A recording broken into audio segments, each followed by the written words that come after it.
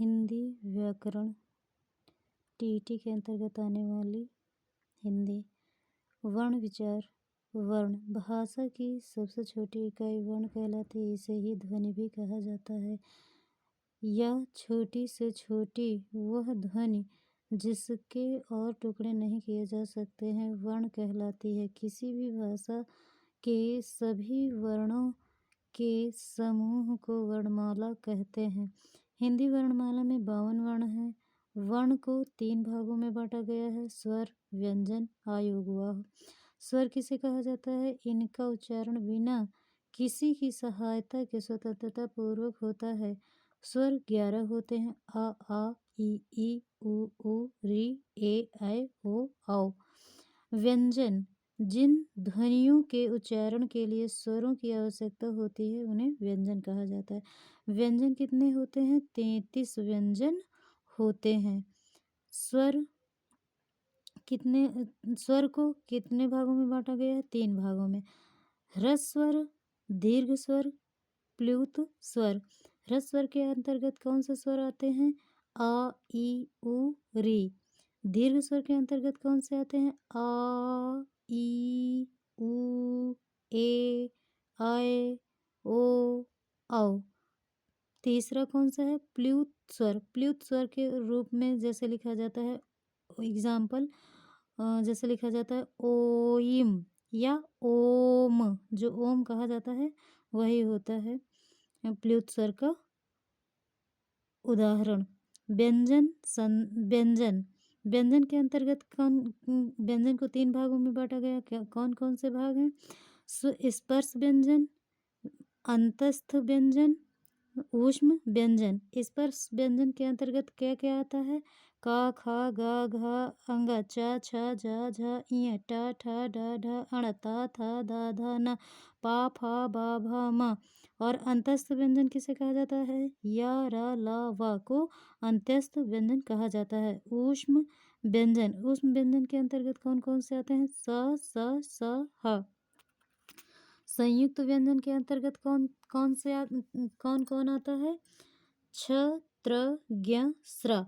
आयोगवाह किसे कहा जाता है? अनुनासिक को। अनुनासिक कैसे? अंक की मात्रा जहाँ पे लगी होगी वो क्या कहलाएगा? अनुनासिक। अनुस्वार ऊपर एक बिंदी।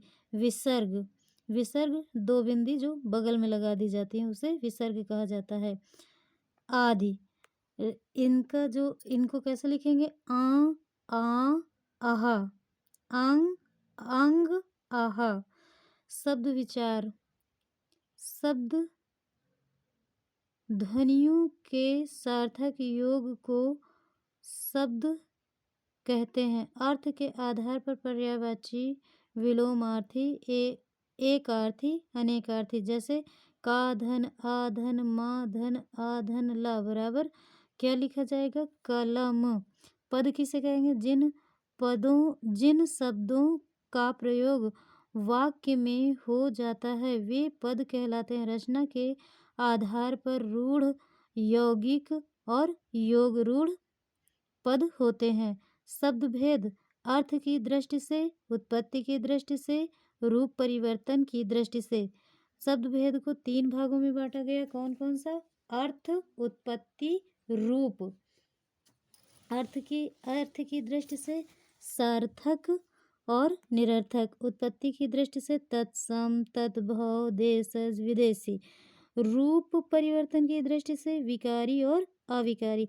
सार्थक शब्द किसे कहा जाता है? जिन शब्दों का कुछ अर्थ होता है वे सार्थक शब्द कहलाते हैं। जैसे कमल, कलम।